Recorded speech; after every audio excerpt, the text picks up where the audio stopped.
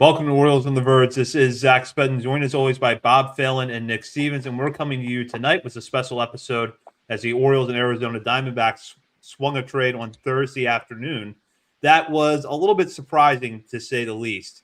It's a four-player trade with the Orioles sending reliever Kade Strowd, along with prospects Wellington, Aracena, and Jose Mejia for utility player Blaze Alexander. Alexander comes into the Orioles as a possible solution on their infield and outfield as a utility player, one who could see playing time against lefties, but it also leaves some question marks, not only with Strowd, who was a key part of the bullpen last year going in this trade, but also the move of a player who ranked pretty high on our top 50 list going to Arizona in Aracena.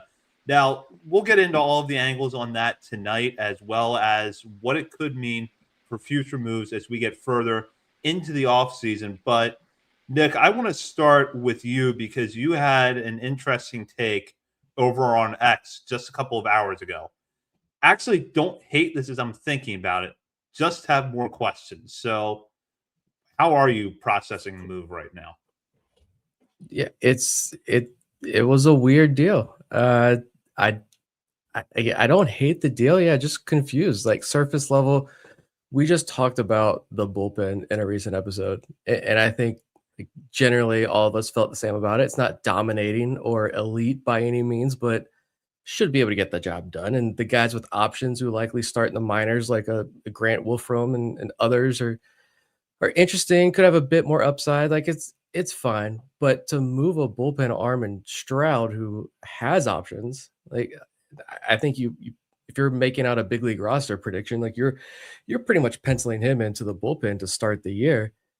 I don't know. I'm just confused why you would move an optionable bullpen arm plus two additional pieces for a utility bat with no options. And like we'll get into Blaze Alexander later, of course, but like I don't know. I don't mind attempting to upgrade the bench. Like I've said earlier this offseason that bringing in somebody to challenge Jeremiah Jackson, upgrade that bench spot is a need on the roster. And so looks like they did that. They're attempting to do that. I don't know. I just didn't think it would involve moving three players to acquire that person when that's the type of player it seems like you could sign for a fairly cheap price. So yeah, it was definitely interesting. I think it was Heyman who was like, it seemed like it was just going to be straight up Kade Strowd for Blaze Alexander. I'm like, okay, that's one thing.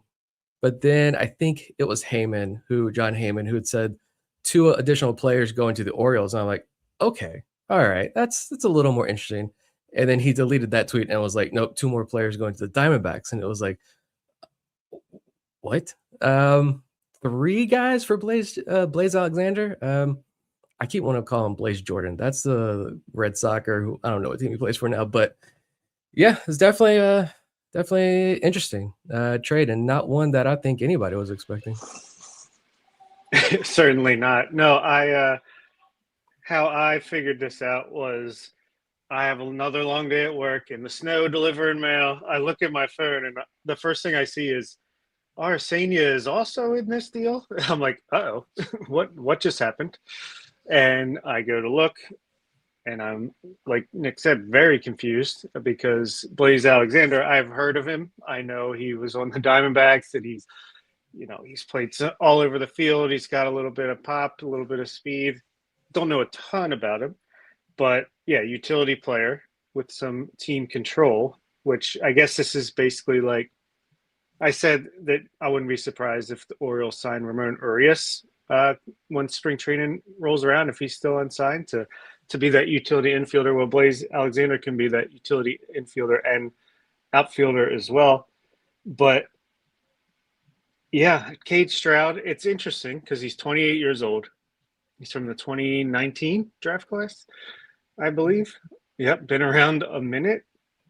Finally gets into the majors last year, and the numbers on the surface look great, as do the Stuff Plus numbers. He had 5 pitches all over 100 Stuff Plus. I think when we did our Orioles Jeopardy with Eli from the Warehouse Pod, one of the questions was like, who led the Orioles in Stuff Plus in 2 different pitches, and it was Kade Strowd. He's got great stuff.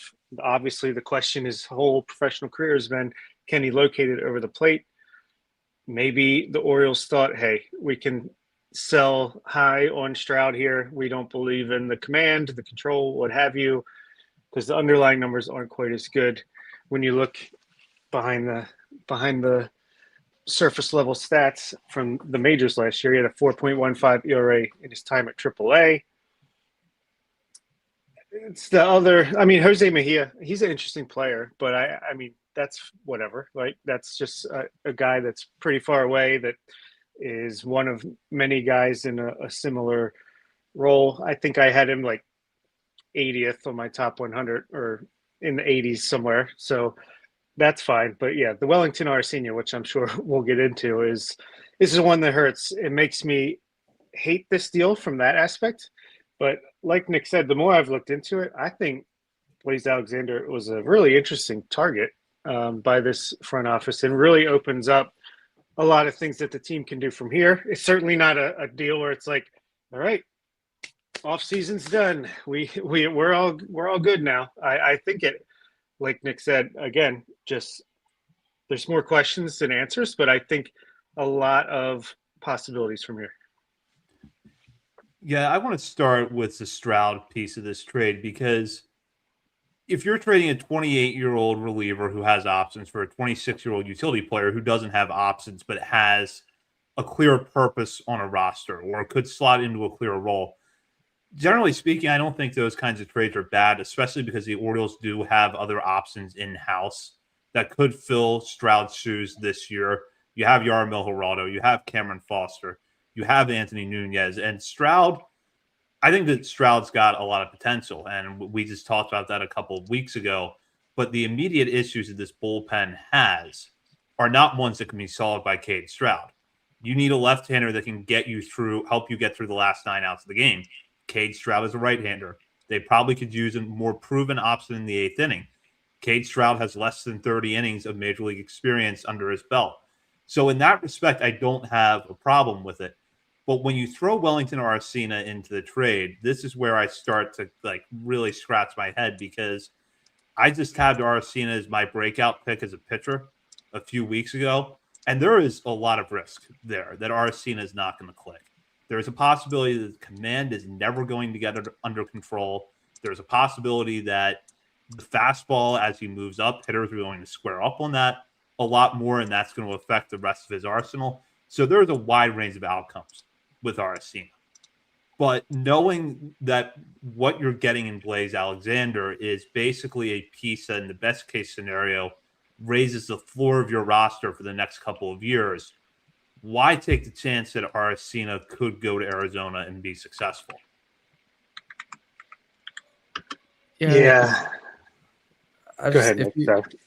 Yeah, like looking at the guys going from Baltimore to Arizona first, I guess like Jose Mejia does really nothing for me. Like he is going to be 20 all season, still young, but like Aaron Estrada and Thomas Osa are over here getting promoted to Double-A at 20 years old. Mejia was in the FCL playing in a utility role. He did play in 2 high A games in May, but that's because the Ironbirds needed a bat, not because like he earned it. He did get a $400,000 signing bonus when he was originally signed, but like obviously hasn't played up to that potential up to this point. And for me, Strowd, like Strowd is also unproven. Like back-to-back seasons with a 12+ walk rate in the minors and a longer history of control issues. Perhaps he did unlock something in his time in the big leagues last year. Like before he was traded, I absolutely was hoping that that was the case, and he could be an option for this bullpen for the next 2-3 years even. And like you guys have touched on the stuff plus numbers, they're astronomical. 116 on the fastball, 137 on the slider, 135 on the curve. Like there's a lot to love there with the raw stuff and that success he had last season. But, maybe you sold high. He is a reliever. Like these are the most volatile positions in baseball. So I don't know, maybe that was a true breakout in 2026. And it would suck to watch him continue that success elsewhere when he could have been a pretty fine option here for the Orioles. But he could also implode next year and struggle to find that strike zone. And then those stuff plus numbers mean nothing if you can't find the strike zone like he did for a long periods of time down in the minor leagues. So it's just weird, like dealing from that place of, okay, this bullpen needs more and you move one of the optimal pieces there. But I think that was the big thing with at least for people who like follow the minor leagues and are familiar with the Orioles prospects, the Wellington Aracena, adding that to it. I love the arm. I said watching him after the trade, he was very clearly one of the more advanced in multiple ways pitchers between like all the guys in the system in high A and low A that we watch. I watched every single pitch this man threw with an Orioles affiliate last year because I enjoyed watching him pitch that much. Just turned 21 in December, plenty of potential in the arm. Fastball touched what, like 101, I believe. A couple above average to plus offerings, but like you mentioned, that walk rate is real. He had a 16% walk rate in Aberdeen last year, and he's Rule 5 eligible. Like that's another wrench into all of this. And when I wrote that article a couple weeks ago, just kind of looking at that massive upcoming Rule 5 draft class, and the title was something like this year's Rule 5 draft class is going to cause chaos or bring chaos or something. And I saw somebody comment like, I thought this was going to be clickbait BS, but that's actually a massive list.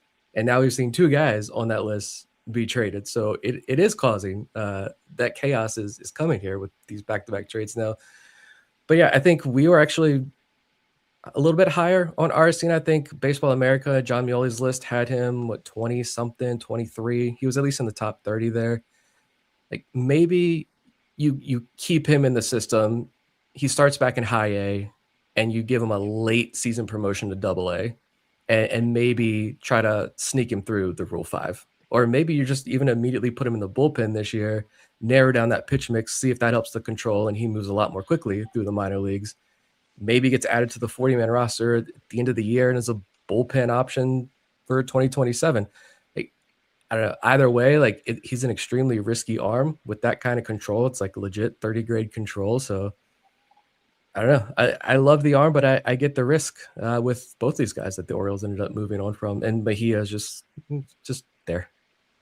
Yeah, and no shot at Mejia. He's just a young player that's incredibly far away, and who knows if he ends up turning himself into an all-star in 4 or 5 years. I mean, whatever. I mean, you can't fault yourself for that. So, yeah, talked about Strowd, but Aracena, man. Well, I think spoiler alert, we had him coming up in a couple of days on our top 50 countdown at number 17. He was number 13 on my personal list, but I definitely understand that the risk, like he was a long shot, but I think why we have him higher than other places is just like that ceiling, man. If he hit, he's like mid-rotation starter stuff or closer type stuff, which, yeah, there's a far way to go for that. My thing is, why wouldn't you, if you're like, okay, we have only so many guys we can protect next year, Aracena is one that we're definitely going to be looking to deal at some point. Why not convert him to a reliever or put him out there as a starter, let him build his value up, and then trade him at the deadline? But I guess, pitchers and injuries, maybe this is just the best they could do right now. Do I kind of wish it was a deal for more than just like a reserve utility player? Yeah, but I guess just it is what it is. Not my favorite trade that the Orioles have made by far, but it does, as usual, make more sense the more you think about it. Let's talk about Alexander for a minute, because this is a guy who was drafted by Arizona out of IMG Academy in 2018, steadily rose through the farm system, made his major league debut in 2024. And in parts of the last 2 seasons in the majors, we've gotten a pretty clear sense of his strengths and weaknesses. He can play multiple positions at a fairly high level defensively. He's got good platoon splits against left-handers, though it's worth noting that his batting average last year against lefties was under 240. Lifetime in the major leagues, 269 hitter with an 800 OPS against left-handed pitching. The problem, though, that we've seen throughout Alexander's career is that you've got fairly high strikeout rates for a guy that has not really tapped into the raw power that he showed in the minor leagues. And I went back and I looked at some reports during his time as a prospect, and Eric Longenhagen and Travis Ice over at Fangraphs actually kind of flagged Alexander's power as not being for real back in 2024. And so far, I think with his performance in the major leagues, they've been proven right. Where I think Alexander is a little bit different than Ramon Arias. Well, for one thing, Ramon Arias was pretty slow. Alexander has not been particularly successful in his career at stealing bases, but last year Statcast had him in the 86th percentile in sprint speed. So if nothing else, you know that he can cover some ground in the outfield when he's there. And then the one question mark we've had with Jeremiah Jackson, or one of the question marks we've had with him, is where does he really fit in defensively? Because he was primarily an infielder in the minor leagues, but the Orioles brought him up last season and mostly played him in the outfield. So Alexander defensively looks like he's ahead of Jackson as a utility infielder. But I also could see a scenario where Alexander has to go into camp and compete with multiple players to win a job because you still have Jackson in-house. You have Peyton Neals. You have a couple of other guys. So I don't think that Alexander is a lock to be on the bench all season, but at the same time, you can see where he fits in certain areas. I actually think he is a lock to be on the roster all season. Just the more I've looked into it, the more I like what I see, especially for a bench player, role player. But number one, it allows you, because Jeremiah Jackson, he's now in the 40-man, interesting player, came up last season, broke out in a big way, obviously had an impact right away on the field, even though it was a meaningless in the fact that it was a losing season. But you saw interesting things, but you also see the chase rate, the things he can work on. But he's got three options. You send him down to start the season in AAA, and you work with him to try to make the most of his skill set. And Blaze Alexander, he might make Leody Taveras actually be the odd man out when it comes to breaking camp now, because obviously Taveras was signed early in the offseason. We figured, okay, this is the guy that's going to be in center field, maybe late in games for defense against select left-handed pitchers to give Cowser a day off or move him over depending on what you want to do. Blaze Alexander is really good defensively. That's at third base, second base. He can play center field. He's got a cannon for an arm. He's got range. Like, the defensive ability is there all over the field, which I think is undervalued. Just defense in general, I think, is undervalued in analyst circles, like what we're trying to do. But the bat is not too bad either. I mean, the barrel percentage was in, like, he didn't qualify, so the sample wasn't big enough, but 12.8% barrel rate looks like it was in the 80th percentile. His launch angle sweet spot was above average, chase percentage well above average. Like, there's nothing he does terribly other than swing and miss. And we know the Orioles love their guys that can swing and miss. And clearly, I think to give up this much for him, they clearly were targeting him. They have to see things that they think they can improve. So maybe they're going to Jordan Westberg him and just have him swing often and kind of try to make up for the swing and miss to give him more chances to hit it. Seems like when he hits it, it's pretty well struck. He's fast. He's an athlete. I think he's your perfect Ramon Arias plus Jorge Mateo plus Leody Taveras, whoever that can play center field, like, all in one package. And I think it opens up trade possibilities now where if you want to make a huge trade for Tarek Skubal, who maybe the Tigers are a little more interested in trading after his historic arbitration win today, if it takes a Jackson Holiday or Jordan Westberg to try to get him here to be the ace of the staff, Blaze Alexander can fill in where needed there. If you want to trade a Dylan Beavers, I think it makes it a little bit easier to do that with a guy that can play the outfield and has an interesting profile. But yeah, I'm actually much more of a Blaze Alexander fan, and the vibes seem immaculate after seeing some videos of just him in a clubhouse, reports and stuff. So seems like a good dude. Yeah, I'm only upset about trading away Aracena, and even that is not as much as when I first saw it. So I'm a fan. Yeah. And even I wasn't even thinking like major trade, like a Skubal trade. I was even thinking like, yeah, he could be that all in one package there where if you're looking at how do you fit a Pete Alonso, Ryan Mhm. Mountcastle, Kobe Mayo, like all these guys, first base DH types on the roster. I mean, you traded prospect capital to get Blaze Alexander. So I think he has higher standing automatically than Leody Tavares, who you paid, what was it, $2 million or something like that? You paid nothing to get him. He can go. And like I said, Jeremiah Jackson has the options. He can stick around, be really solid depth there in AAA. So that's how you fit kind of it. You dump Tavares. If you like what Blaze Alexander's doing, he could play that center field that Jeremiah Jackson can't. You send him down to AAA and you still fit. That opens up a spot for more of those guys. A trade works as well too.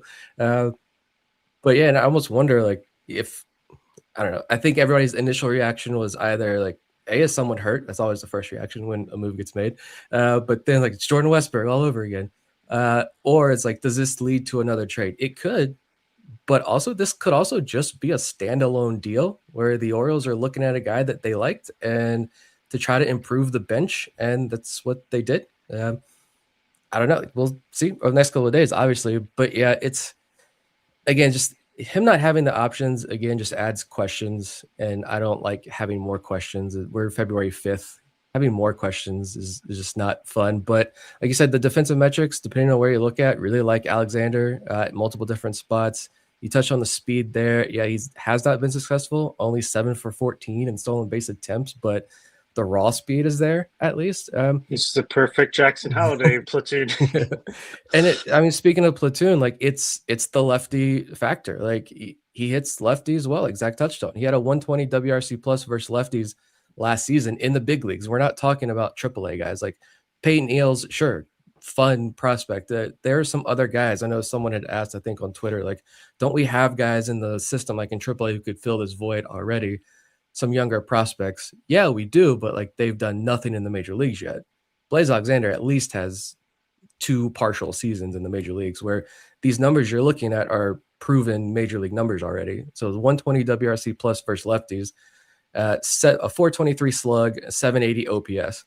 And if you look at some of the other guys, Colton Cowser, I think he's still pretty much an everyday player, but he did have a 78 WRC plus versus lefties last year.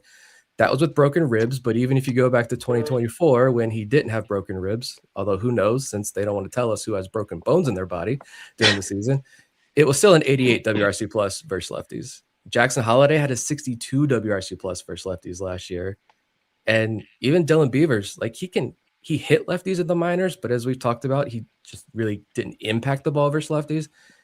Part-time last year, he put up a 96 WRC plus versus lefty. So a little bit better, but we don't know exactly what you're going to get of first full year in the big leagues. But yeah, and you have Alexander there who plays good second base and he can play center field, and you've got that 120 WRC plus versus lefties. Like that's pretty good to have there in that platoon role. And like, I don't know. It's with the bat too.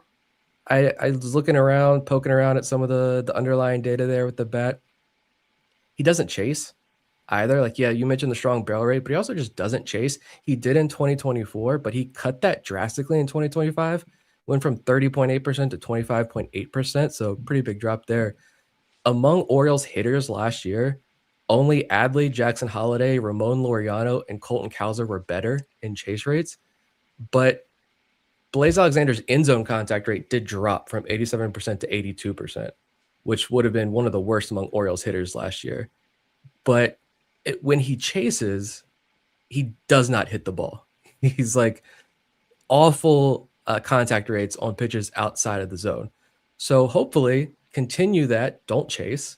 And he's been up to 87% in the major leagues end zone contact rate. So continue to not chase, get that end zone contact rate back up, be successful against lefties, continuing as you have been in the major leagues.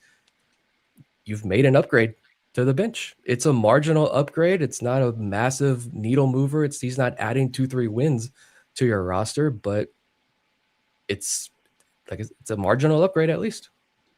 It's a good point you made about, because it was my first reaction was like, oh, they're cooking up something huge. This is the first domino in like, but no, the more I look at it, I think he's just an amazing fit for this team as a bench player. And even if he doesn't get any better. If this is just who he is, he's basically around a league average bat that can play great defense at a lot of positions and can help you with like the platooning of different positions if necessary. It's very interesting trade to dive into for sure. Yeah, when I saw it, I started to think through the implications of what is next, if anything, and I don't think it relates to a major move at all. I think that if there is a related trade that happens, maybe there's been some more interest in Jeremiah Jackson than the Orioles expected, so they think they could get someone at least comparable to Kade Strowd if they send Jackson in a trade now. I could see something small like that. But if you look at where there are question marks on the roster right now, obviously starting rotation, it's going to take some pretty big prospects to get an ace at this point. So I don't really see this being part of that equation. And then for the logjam that's with the position players right now, it's all first base and corner outfield DH types. And so I don't know that you're going to see that part of the roster cleared with this move. But it is still, when you look at it, it does fill a need that may have been flying under the radar a bit. Yeah. They said, how do we fit 5 first base / DHs on this roster? We get the one other spot on the roster to a guy that can play every position.